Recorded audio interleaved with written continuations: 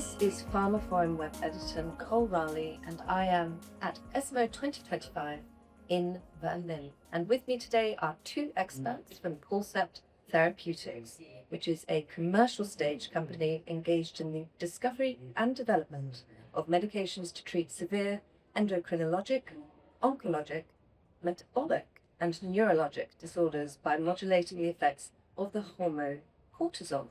And they are Adrian Jubb, who is Head of Oncology and Neurology Clinical Development at Corcept, and Roberto Vieira, who is President of Oncology at Corcept. So welcome, both. Pleasure to speak with you. Thank you for having us. So this month, Corcept announced that the US FDA had accepted its new drug application, or NDA, for relacorilant, a selective glucocorticoid receptor antagonist as a treatment for patients with platinum-resistant ovarian cancer. And the FDA has assigned a prescription drug user fee act, a PDUFA, date of 11th July 2026. Furthermore, just this week, Corcept submitted the marketing authorization application to the European Medicines Agency for relacorilant in this setting. And Corcept is developing relacorilant not only in ovarian cancer, but also in a variety of other serious disorders, including endogenous hypercortisolism and prostate cancer. But before we get into finer details of all that data and what that actually means for patients with platinum-resistant ovarian cancer, I was wondering if you could both introduce yourself very briefly for listeners, but just so they know your sort of background and journey to this science today. Yeah. So I'm Roberto Vieira. I have the privilege of leading the oncology division within Corcept Therapeutics. I have been working in the pharmaceutical industry for many years and have helped introduce and usher new therapies to help patients. And I'm really excited about what we're doing at Corcept now because of the nature of the new mechanism that we're bringing forward to treat cancer. And I'm Adrian Jubb. I'm a physician scientist, trained in the UK, and then moved to California to work in the biotech industry about 25 years ago. And I run a team of physicians and clinical scientists who help to design and interpret the results from our clinical trial. Thank you. So let's turn to the new data being presented at ESMO, and I was wondering if you were able to share further details on that. Adrian, why don't you talk about the data we'll be presenting? Yeah, so just to set the stage, at ASCO this year, we showed the top-line results from ROSELLA. So that's a phase 3 trial of relacorilant and nab-paclitaxel in platinum-resistant ovarian cancer that had a statistically significant progression-free survival benefit and very compelling interim analysis results for overall survival with a 4.5-month median benefit. And today, what we're showing is a subgroup of that original trial. This subgroups are particularly challenging patient population to treat owing to chemoresistance, which is the mechanism by which we think relacorilant works best. And what we're able to show is that very challenging subgroup, these are patients who progress following treatment with standard of care PARP inhibitors earlier in their course of disease. Relacorilant adds a consistent benefit to nab-paclitaxel with a median progression-free survival of around 7.5 months, which looks really compelling relative to standard of care therapies. And we're particularly gratified with that result, such that this is a population we're going to move into with an upcoming clinical trial, the BELLA trial, where we're adding an arm for patients with platinum-sensitive ovarian cancer who are also PARP progressors. And so we're carrying that data forward now into our next studies, and we're hoping to be able to really change the course of the disease for education. Just to add to Adrian, at this very first stage of our oncology development, it's really all about those patients with high unmet need. And this is a population that definitely has been gone for lacking good therapies. And it's a great demonstration of the ability of relacorilant to overcome chemoresistance. It's a very remarkable result. We are happy that this is being delivered at this point in time and help to understand the mechanism of how relacorilant works. Absolutely, and as we say, it's using those unmet needs for patients. As you think about physicians as well, I mean, the positivity, the excitement, and then go perhaps more into that and the reception of this. Yeah, so when we first showed the data at ASCO, you could hear the reaction, actually. If you go back and look at the videos, the gynecology oncology community, when we presented that data, was like, almost joyous in their applause and their support for that result.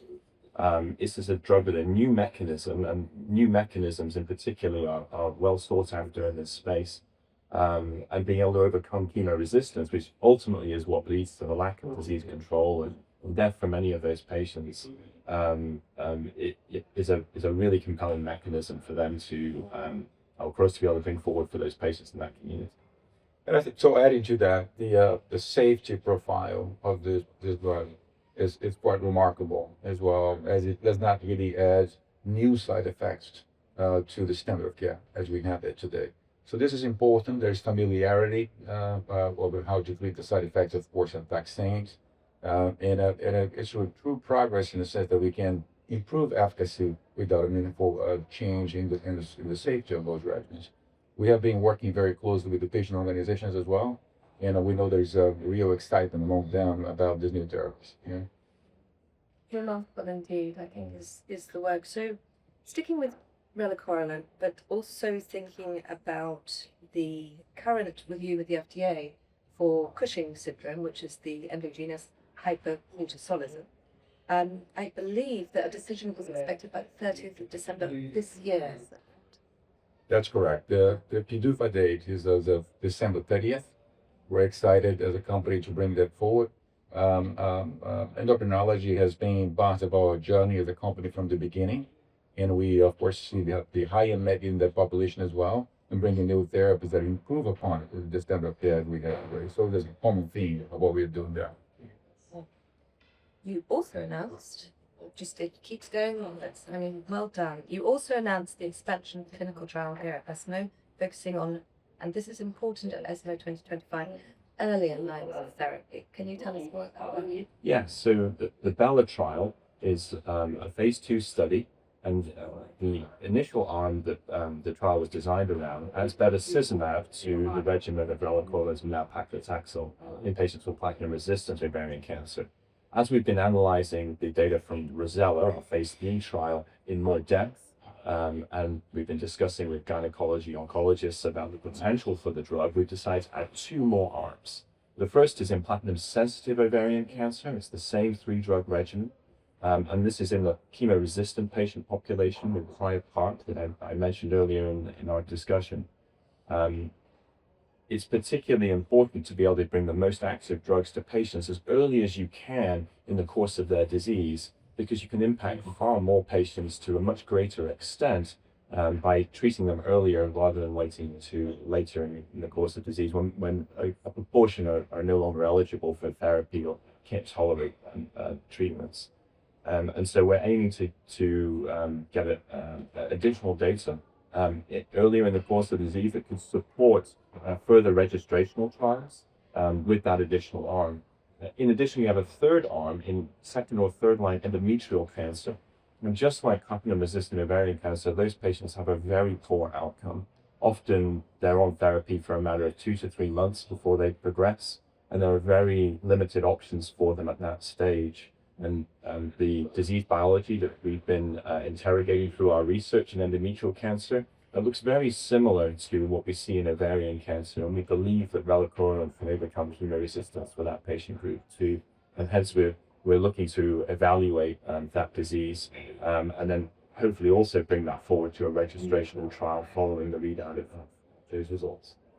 So I think what physicians react to when they first saw the ROSELLA data, but also understanding the mechanism, is the idea that this drug can be used in earlier line, but also with different combination agents and in different tumors. So this is the beginning of that journey. We have a tremendous ambition how to help patients in many areas, and we will fulfill that promise with scientific discipline.